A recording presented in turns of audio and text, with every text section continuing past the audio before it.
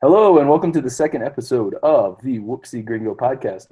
I am Chris, and I'm here with my friend who is most likely to be confused for a stripper cop, Brian. Whoopsie. All right, tonight, as promised, we're going to talk about festivals. So, festivals in different parts of the world. We're mainly going to stick with Latin America today. Brian, what does a festival mean to you?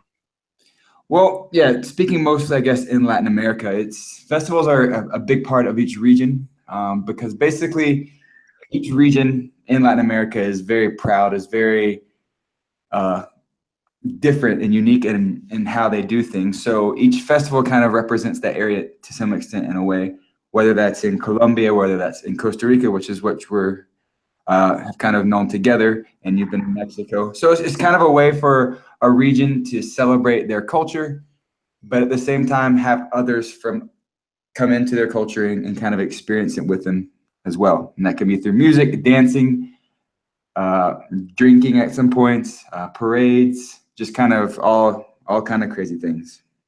Yeah, exactly. I think it's one of the best ways to see other countries because you really get immersed in the culture and you see what they're very proud of. So we have this idea in the States. I know when I grew up in Indiana, we have the famous covered bridge festival. So people come in and look at covered bridges, and they sell the local crafts and stuff like that, stuff made out of corn. I know in Georgia we have the Dogwood Festival, which people come in and admire the dogwoods. And there's always normally like a little concert, some plays, and vendors. And then I remember visiting you in Colombia and seeing the Festival of Flowers. Is that what it is? Yeah. Feria de las Flores. Yeah. Yeah, very. Go ahead. And that's also like I was saying, it's a cool way, like an exaggerated version sometimes of what is the norm in a culture, whether it's the flowers, and here there's beautiful flowers in Medellin, and the great music and the dancing and just the liveliness of the culture as well is really kind of accented in a very exaggerated version of it in 1 week or 2 weeks, depending on what it might be. All right. So this weekend or this week we're gonna talk about one festival in Costa Rica that's right outside of San Jose. It's about an hour and a half. Takes place in early January, so it's kind of like, of course, in Latin America, New Year's and Christmas are always big family and party events. Everybody gets together, and then in Costa Rica they decide they're just going to keep going. They don't want to stop. So it's normally about the first 2 weeks of January. And what's the name of the festival, Brian? It's Palmares. Palmares. All right. Very good. So to explain what Palmares is, I guess I'll do like a quick recap of what happens. So normally they start off the weekend and they always do a big parade of lanterns. This is pretty popular for all holidays in Costa Rica. I saw it for Independence Day and, of course, Easter and, of course, Christmas. They do that to light the festival grounds. And then the festival is really about a couple of things. It's about the community. It's about horses. They have a beautiful dancing horses there, a big parade with dancing horses. They also have a bullfight, but it's not a traditional bullfight. Brian, do you want to explain? Because I know you wanted to do a bullfight while you were Yeah, there. I was always not talked out of it, but just never taken to it because I didn't really know how to get to some of these. They do it throughout the year in Costa Rica at certain times, but they definitely do it in the festival in Palmares as well. And when you think of a bullfight, a lot of people think of the blood and the bulls getting tortured, which is not really the case in Costa Rica. Costa Rica is a pretty progressive country when it comes to hunting and animal rights and human rights as well. And that's no different in their, I guess you can put kind of quotes around the bullfight. And imagine an arena, and inside the arena you have a bull, maybe sometimes two, that are kind of just running around free. And anybody, literally anybody, can kind of go inside there, and that's what happens. People put on costumes. People typically drink before it. It's kind of a bunch of drunk people running around with bulls, and on the horns of these bulls they'll put ribbons, and if you can catch the ribbon, then you get money or whatever else. So you just see people running around trying to grab ribbons from these bulls and just getting lit up, man, just lit up. And then sometimes they'll even put like soccer goals on there, and they'll have an actual soccer game while these bulls are running around, just kind of lighting these people up. I think you saw maybe on TV, like I did, that actually happening. Yeah, it's really cool because here in Mexico we do have like the actual bullfighting, and I have never gone because I've heard that it's actually just really gruesome. And everyone I know, I do have a desire to kind of go and see it, But everyone I know is like, no, no, Yeah. no. It's really a something maybe from a different generation, really. Yeah, and But that's kind of what it seems here as well in Colombia. And I've actually gone, and it is pretty gruesome. It's pretty violent. I mean, there's definitely, I guess, some kind of art to it in a way, but I think you said it perfectly when it's more of an older generation, and it seems to be dying out as well, which I think, well, in my opinion, is a good thing. yeah, and exactly. I love the every Friday night pretty much they would have either a big soccer game on, like a Saprissa game, or they would have these bullfights, which were great to watch because there'd always be like in the middle of nowhere, most of the time, because it's like a traveling festival almost. And the people just take so much pride into dressing up and trying to go get that money. And when you see a guy grab a ribbon off of a bullhorn, it is really impressive. Like you get so much respect for the guy. But then at the same time, you feel so bad when those people get lit up. I mean, you can tell there's some people that should not be in there. This is like being the worst wingman. Like you and your friend go, you let your friend get way drunk, and then he like ask a girl that's way out of his league out. That's not that bad. He just gets shot down. He doesn't get lit up by a bull. It's like Absolutely. you need to, and they do for the festival. They bring in some professionals, so they have, and they don't stab them like you said. They just have them like ole, go around and dance, sort of dance with the bull, like that. But you do have that. They also have a big horse show where they bring the horses down. It's kind of like I would say like a fair. They have a big fairgrounds, and then they have all the animals, and of course you win prizes for the beautiful animals, and then the dancing horses, which are really, really popular. I know a lot of tourists go to Costa Rica to see the dancing horses. And then the event that we're going to talk about, the main event is, of course, they have a concert series. So they have a couple of concerts. Normally it's a Friday, Saturday, and then the next Friday to Saturday. This year they had Sean Paul. We were not there this year. We chose to go to Festival Vallenato instead. I do. It's getting bigger and bigger and bigger every year. But the festival, it's all free. Well,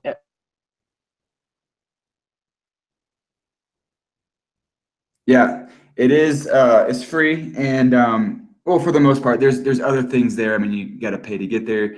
You got to pay to get inside for some events, and depending on the concerts. But yeah, it's pretty cheap to actually get in there. And we didn't have the luxury of seeing Sean Paul, but I think that ours was a little bit better in the fact that we actually got to see Mr. Boombastic himself, Mr. Lava Lava. And that would be our main boy. And his name is Shaggy, no other than Shaggy. And I think Chris and I both kind of shared a love for Shaggy. And it just kind of so happened that this festival this year that we went back in 2013 was there. And I think we lost Chris for a second, so I'll just keep talking about it. So we kind of planned it out, and we did it right because we knew it was an hour and a half away from the city. We knew we wanted to get there, and we knew that we wanted to enjoy ourselves and not have to worry about getting rides. And luckily, in Latin America, a lot of times people kind of team up together to go to these events.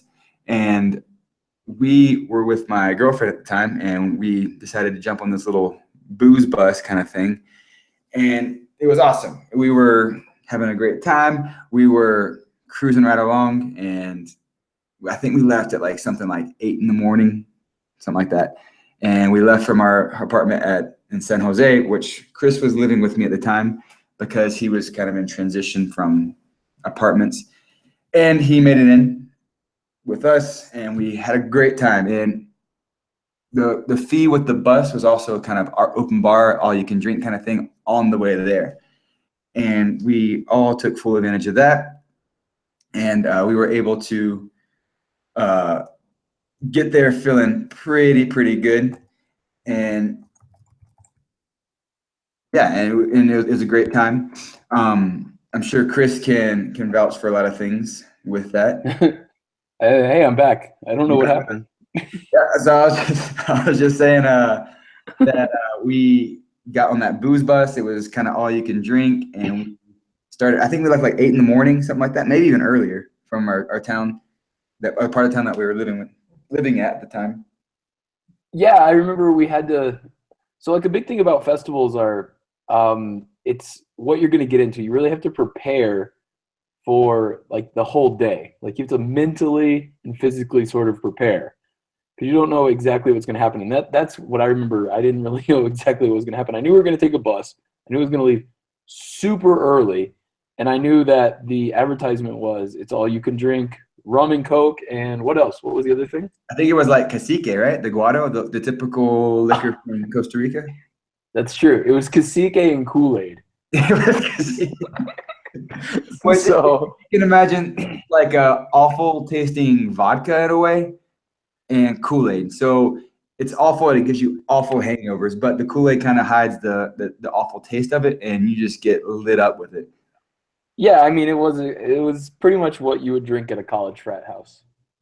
Yeah, So that's a pretty good call. It's a pretty good call. so I didn't realize that we left that early, but we did leave Yeah, we super left early. early because I remember we went out the night before, which was kind of a mistake. I think while you got kicked off too, I told them that we didn't actually get the privilege of seeing Sean Paul, but I feel like we had a better deal because we got to see Mr. Boombastic himself. And he was Oh actually, yes, exactly. Yes, I do regret not being able to ever see Sean Paul, but Mr. Boombastic himself was actually I would say that he was actually not very good live, but I know more of his songs. We'll talk about that when we get there.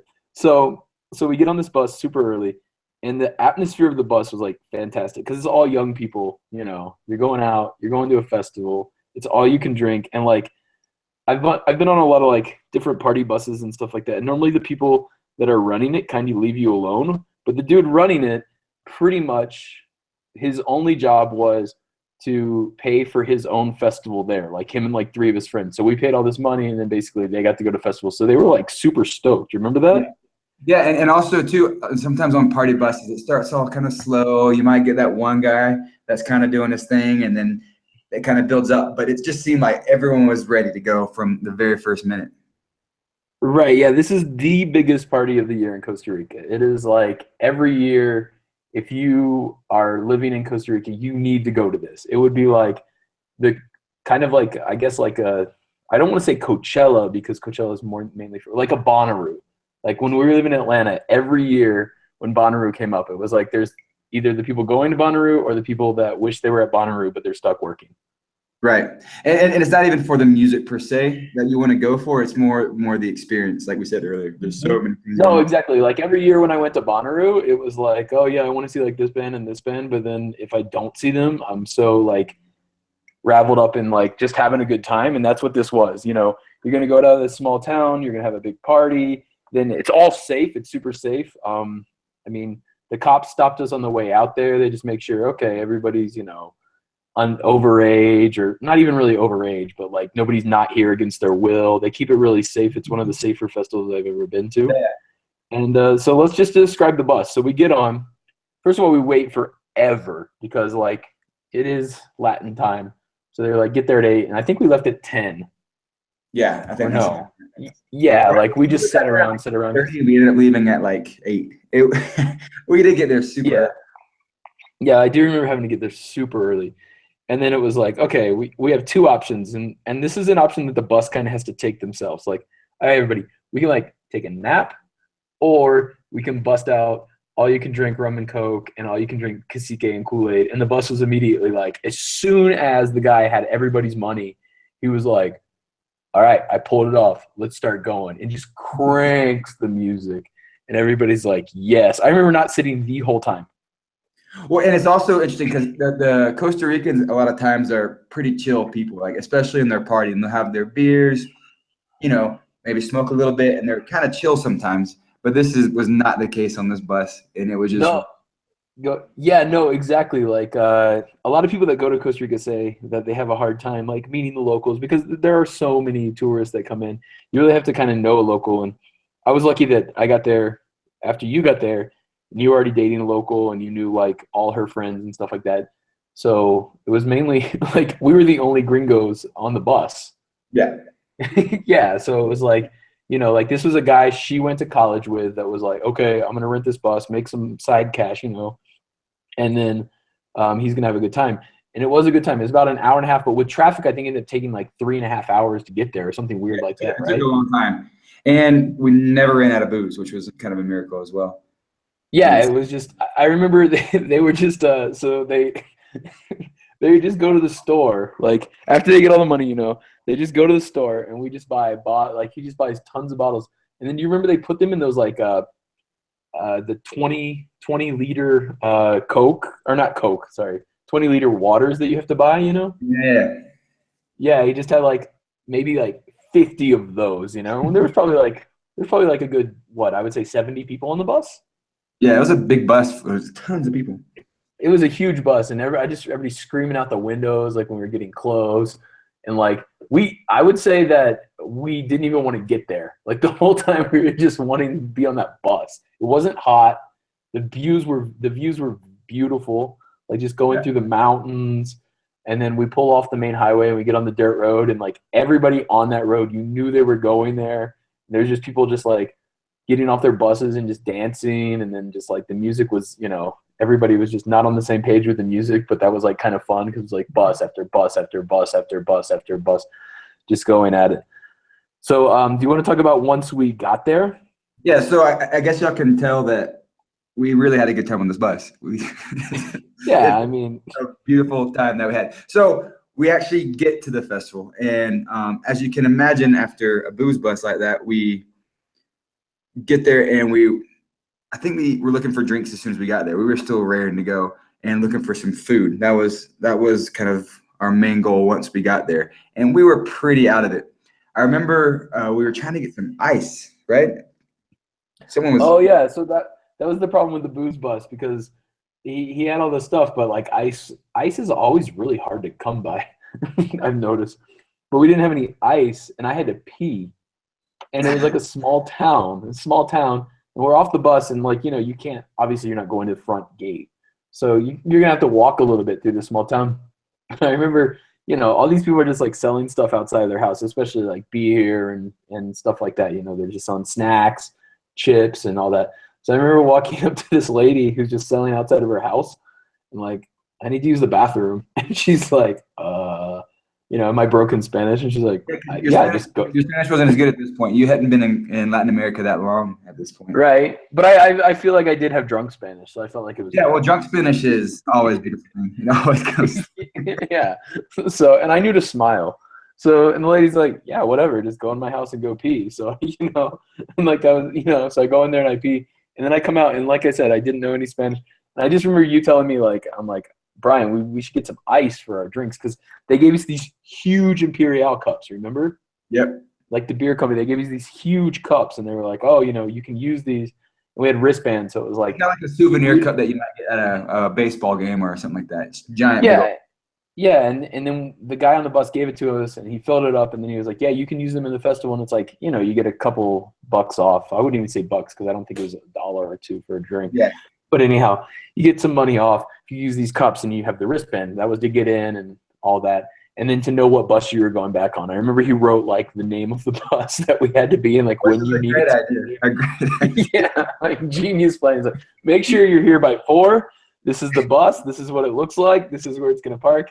Like, what was awesome was like when he was doing that, like you could tell like that wasn't, maybe it was pre-planned, but he was kind of like, wait a minute, all these people are drunk. How are we gonna get back home? You know what? I got a good idea. Like borrowing a pencil from somebody and just writing that on everything. So I go in and I ask the lady to use the bathroom and I leave, and you were like, you need to ask for ice, and I'm like, all right, but how do I ask for ice? And what did you tell me? 3 letters. ELO. ELO. You're like, just say ELO.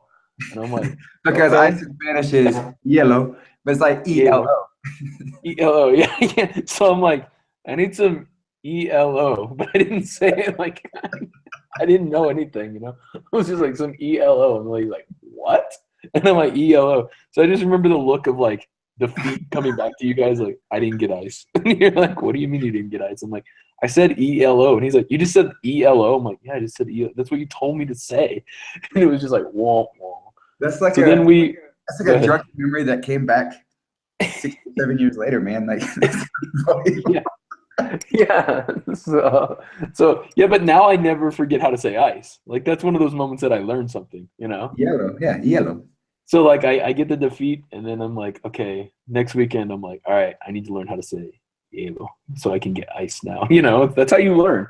People are like, people always say if you go into a culture and you get immersed in it, even if you don't practice, you're going to pick up a lot of stuff, and that's how I always pick it up. I mean, I do practice, I guess sometimes, but not a lot, Right. not a lot. No, I But mean, everything's a learning experience in life, and especially being down here, you right, got to pick those things up in any way you can learn it.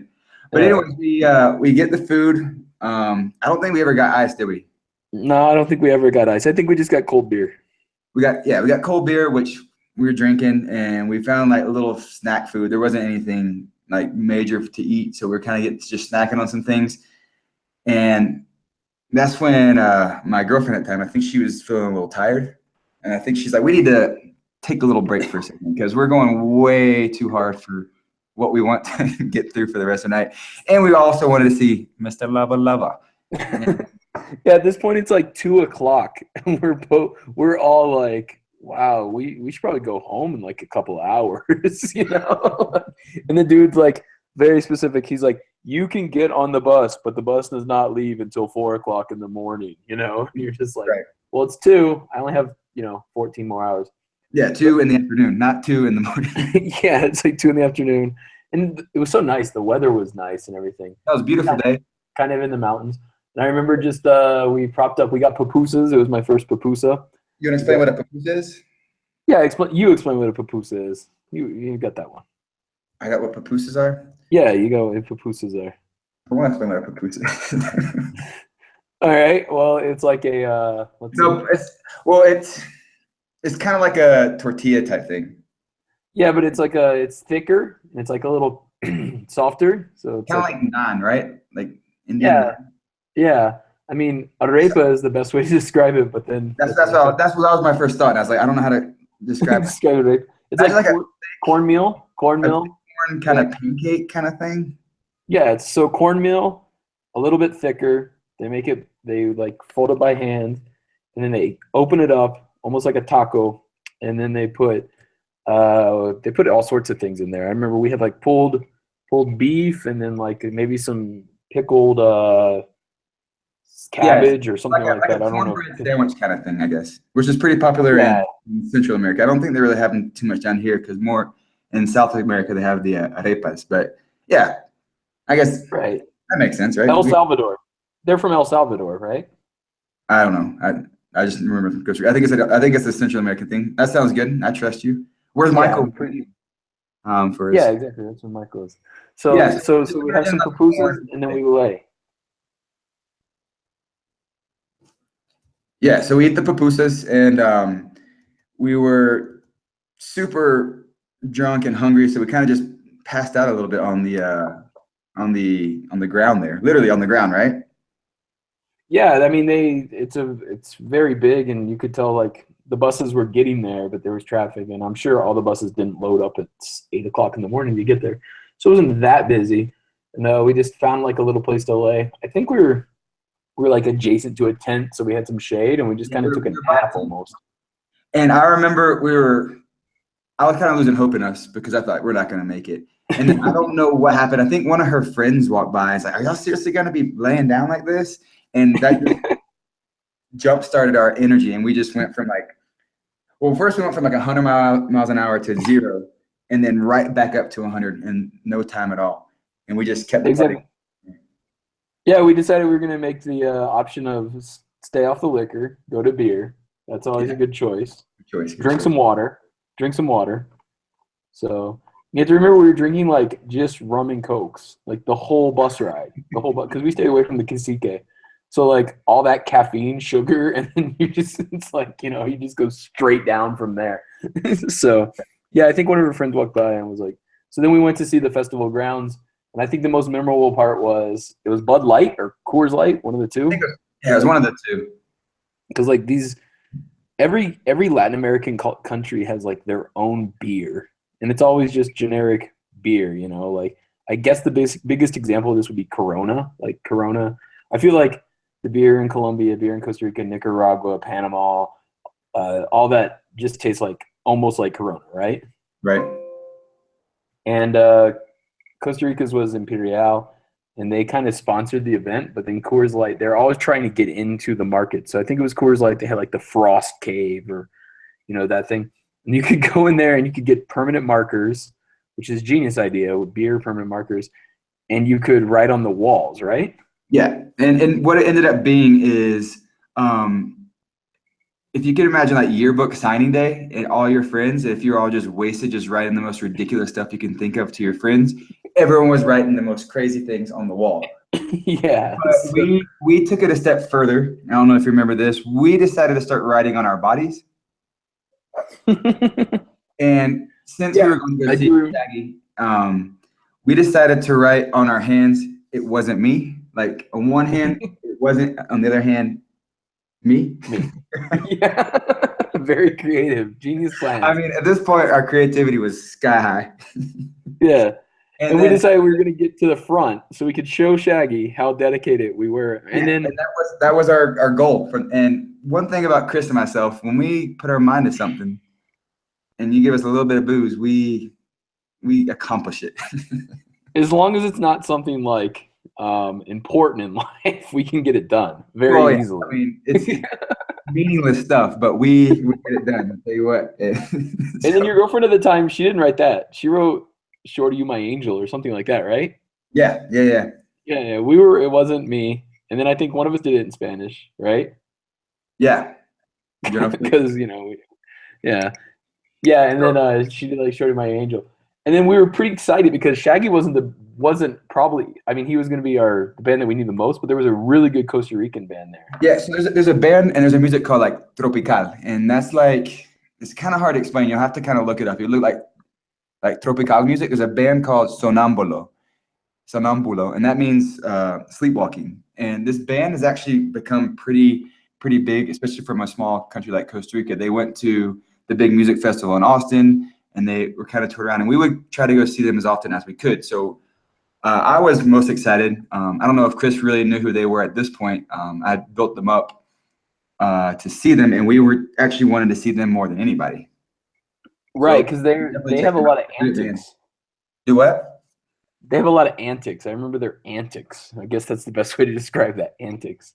Right. So Yeah. I mean, and there's another band similar to them. I can't remember the name, and they would dress up in like Looney Tune costumes and things like that, and just everyone just jumping around singing. Even if you don't know the words, you're just making up words and jumping around and running into each other. And we kind of used that moment to kind of push our way up towards the front. And we got literally all the way to the front of the stage, or right in front of the stage. right. And since we've gone, it went from a stage like inside a tent, like a huge tent, and then obviously outside of the tent, people were there. But now it's an outdoor festival, from my understanding. Like it's huge. Like it's Yeah. gotten grown and grown and grown. It's only been around for like 10 years, but it gets bigger and bigger and bigger. Speaking of, before we get into Shaggy, I want to do like a flashback. Do you remember us? So my sister at the time was like working for Disney or something like that. Do you remember us running into Mickey Mouse there? Do you remember that? I have like vague memories. It was. I have the picture. I have the picture. It was like the worst looking Mickey Mouse. Oh, Like, it was like, Dirty Mickey Mouse. it was like dirty Mickey Mouse, like not Mickey, like a fake Mickey, but charging money for pictures. And I was like, I have to get this. I have to get this because at this point in my life, I didn't know that I was just gonna like be seeing dirty Mickey Mouses everywhere. Because then after you get one, like you see a million of them, So, like, here in the park in Mexico City, at Chapultepec Park, you can go and get a picture with any dirty Mickey Mouse, dirty Iron Man, whatever you want. Dirty Mickey Mouse, because it's like imagine Mickey Mouse has had a full career in Disneyland and goes through maybe a small scandal. We don't have to get into details of what it might be. He's kind of down on life and starts trying to pick himself back up, but ends up in his dirty festival in Central America. No money, no hope, Yeah, and we see like him. yeah, and he was there, and at the same time, he's like charging like nothing to get a picture with dirty Mickey Mouse. So we do it. And we get the picture. So then let's now flash forward to the festival. We use this like dancing theme, like they got Looney Tune characters. They've got like I remember they had like a blow up shark, thrown into the crowd, stuff like that. This is like It's kind of what DJs really do now. You know, if you like go to an EDM festival, like they always go into the crowd and they do this. Or I guess the most popular band I can think about in the States is like the Flaming Lips. It's always a show like that. You know, Flaming Right. Lips bring Teletubbies on, so they kind of put that, and then just imagine it in Latin, a little like tropical. So it's really fast paced dancing. Even if you don't know how to dance, you just act like you do, and people are like, "Yeah, you're the best." Like hippie moving around, like you know, you do what you got to do. Yeah, exactly. So we get to the very front, and at this point, it is late. Like, I don't know. I know you're probably like me. I remember Papusa, Dirty Mickey Mouse, writing stuff on hands, being at the front. That's like all I remember. Yeah, and the almost fight. And the what? The almost fight. You remember that? Ooh, but that was, yeah. So we're right at that point. So also, Right at that point. everything's flowing. Like, it's easy to get beer, as I recall. Like, we didn't really have to go anywhere. It just kind of comes to you. Well, I think also my girlfriend at the time was going and getting us beer because we weren't doing much to help ourselves out. Maybe that was it. Maybe that's well. That was super easy then. I like that. God bless. So we're at the front. We're not. Are we at the very, very front? We're literally at the very, very front. Okay, that was it. So your girlfriend is at the like railing. Yeah, I remember that. And then, do you want to talk about the almost fight? Yeah. So we were all kind of dancing, having a good time, and around us is just a bunch of women, which was kind of cool for a lot of reasons. And so we're all just kind of dancing. And keep in mind too, my girlfriend at the time is the calmest person you can ever meet, the sweetest woman. Super relaxed, yeah. Super chill. And this girl just keeps trying to dance up on us. And I guess after this much booze and not too many pupusas, she wasn't feeling it. So she starts trying to fight these girls.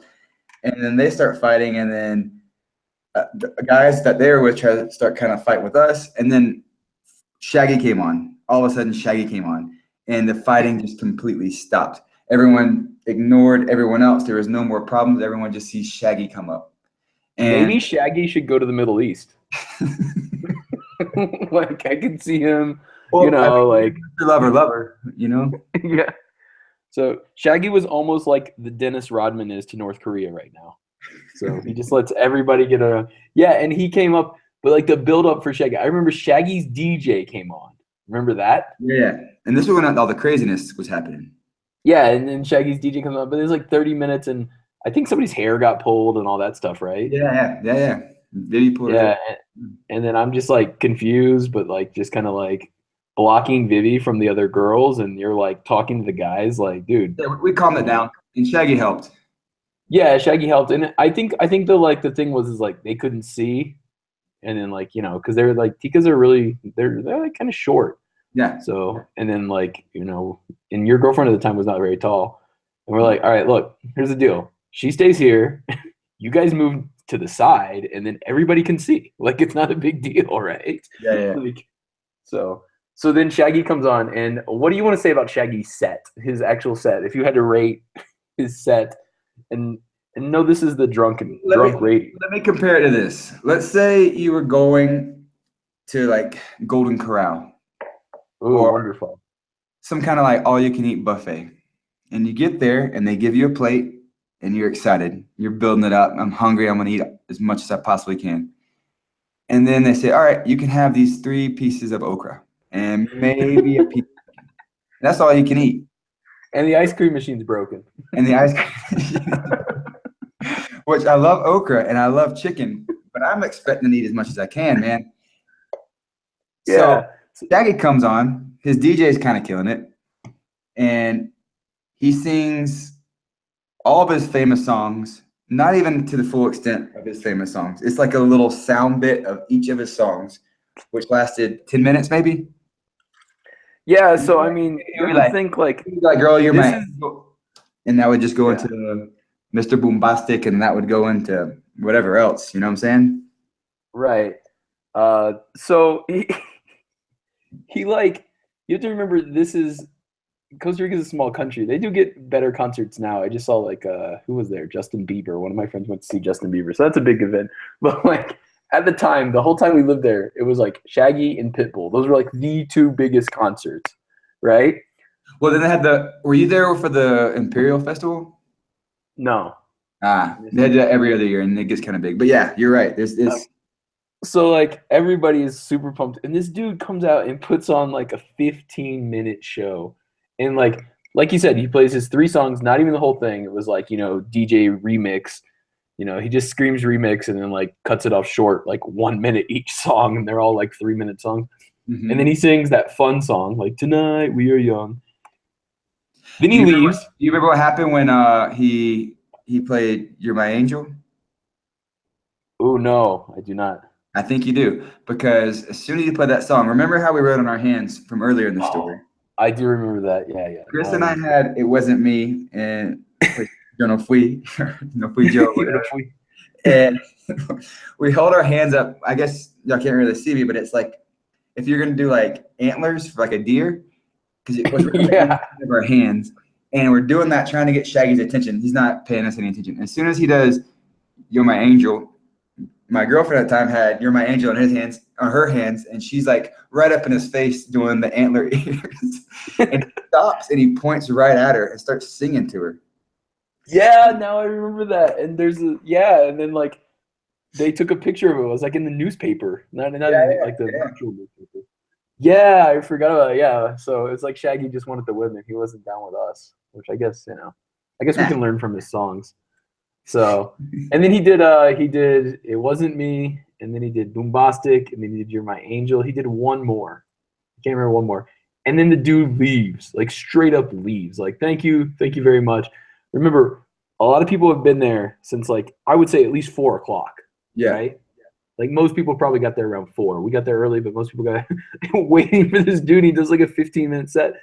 And then like people were like booing, as I recall. People were kind of Yeah, mad. throwing stuff and But then boo. the DJ is just like, no, man, I got this. And he just plays for like 3 hours, just killing it.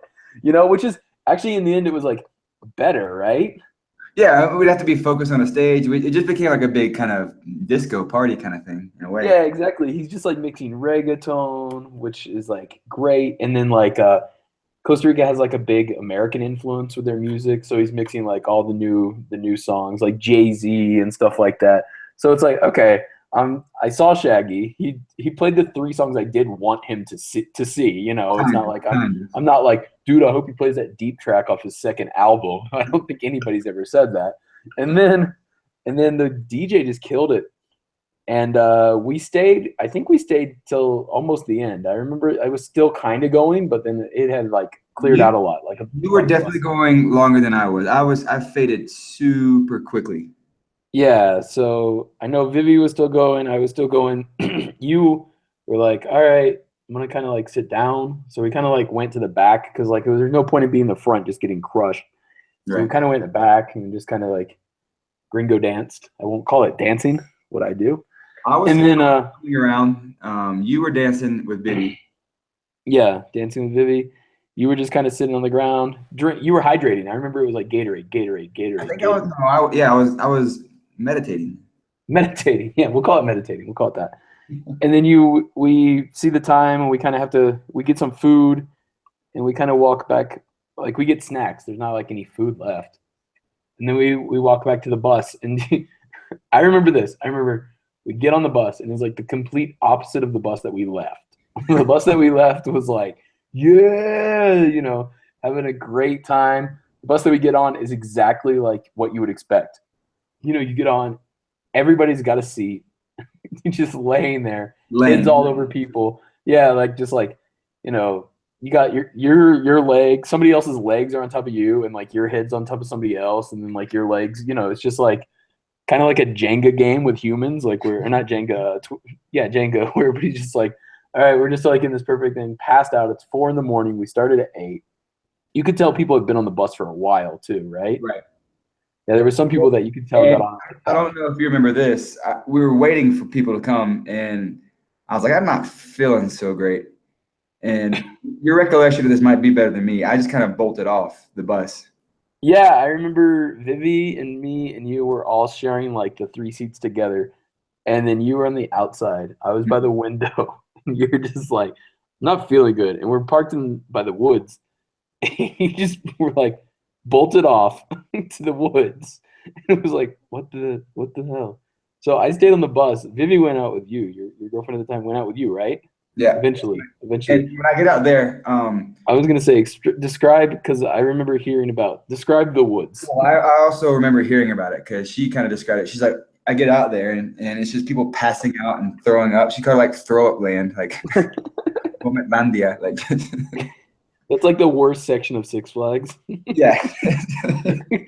And I did what I had to do out there, and then all right, they're like, all right, we got to go, guys, we got to go. And pretty much the whole bus ride was nothing but silence and just moaning.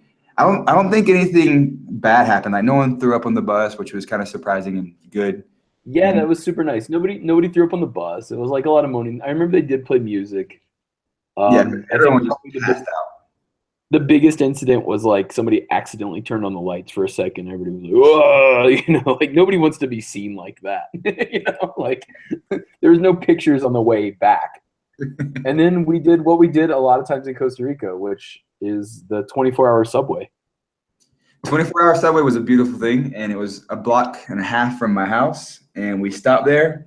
Chris angrily ordered his Subway sandwich. He doesn't angrily order it, but he definitely didn't really want to speak to the people, so he would just like point and point.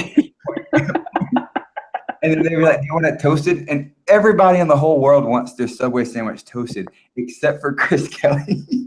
Dude, I hate freaking toasted subs, man. I can't take it. And then they would think we didn't understand because like everyone wants a toasted sub, so that became a deal. And so we got our subs.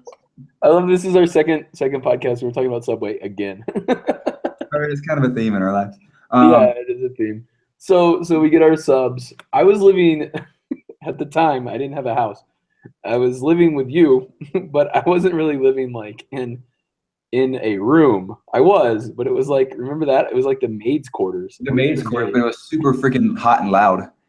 Yeah, it was super hot and loud. But at that point, it didn't bother me. I just come in, pass out, we eat our subs. I think we did that like drunk thing. We're like, oh yeah, let's watch a movie. Yeah. Like, that's always like a drunk play. No, we're not going to sleep. We're just going to watch a movie and then see what happens. And then we all just pass out. And then I think we both gave up drinking for a week. At least a week. I mean, which normally lasted about 2 days. Night.